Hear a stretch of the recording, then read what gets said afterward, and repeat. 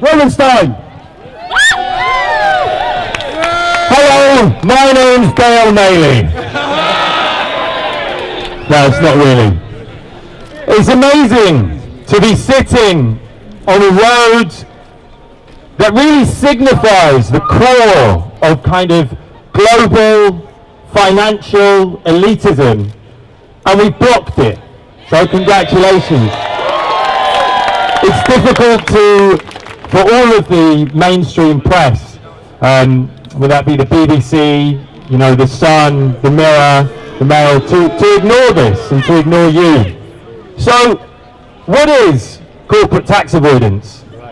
Corporate tax avoidance gives companies the ability to break their social contract with you and me, with the roads that they drive their trucks up and down, with the hospitals where their staff get treated, with the schools that their children go to, with the vital public services that are the backbone of this country. And I don't know about you, but when I was growing up, I don't think I ever really expected that we'd be at a point where, as was so eloquently just put, the most vulnerable in our society have been put to the sword simply because the market, simply because we can't afford it.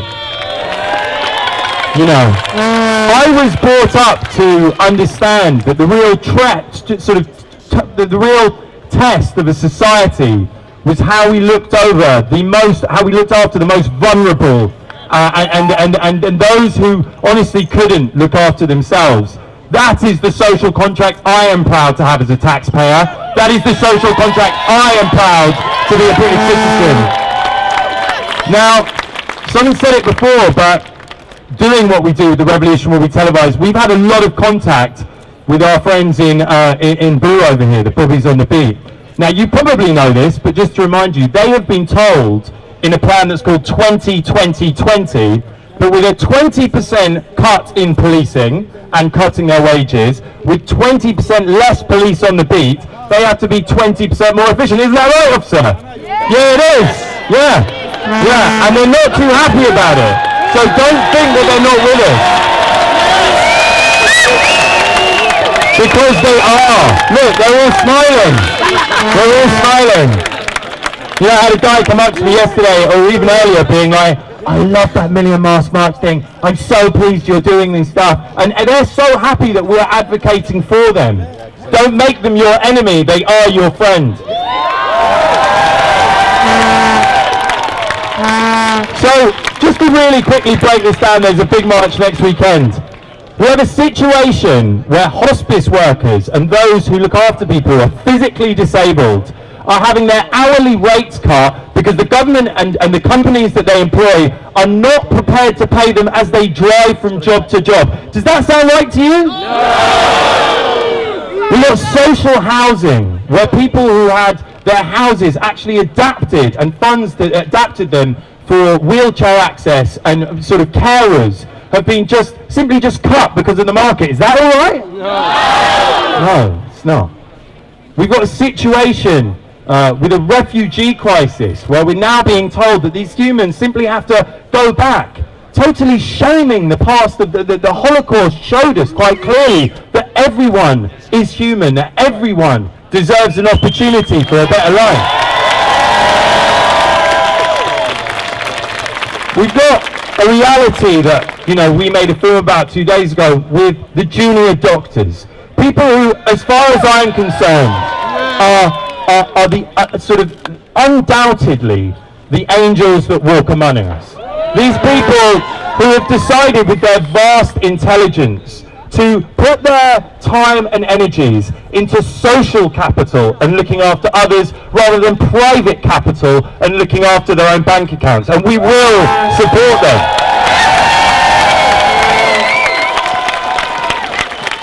This is an opportunity to simply begin. This event today signifies the beginning of viral democracy in Great Britain, post-Occupy, where we are sitting outside of number 10 and literally have blocked the roads. This started with one Facebook event being posted, and within a matter of hours, turned into a hashtag that was nationally trending, and then Edward Snowden decided to pipe in and say this next 24 hours is vitally important. In Iceland, we've seen a prime minister simply toppled overnight.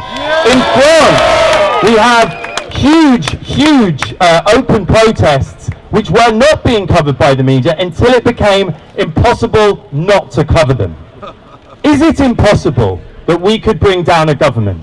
And when I say bring down a government, what I mean is specifically that we say your duty of care to the most vulnerable is broken, the social contract between you and I is broken, you are systematically, through not declaring your money that you have actually had in tax havens, the money that has been stashed in family funds, you have lied to Parliament, and you must come in front of Parliament and declare your earnings to us, the British people.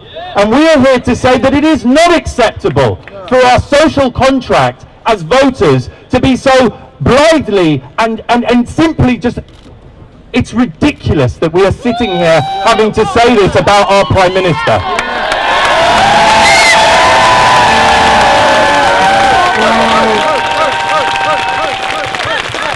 We now have a chance, a moment where the pieces are in flux, where they aren't quite sure how big this could become. But if this is how big the protest is this weekend, imagine what it will be like next weekend, where the teachers, the nurses, the doctors, the hospice workers, the firemen, the policemen, and everyone else joins us. I am with you, and as Nelson Mandela said, it always seems impossible until it is done. Let's get going. Thank you very much.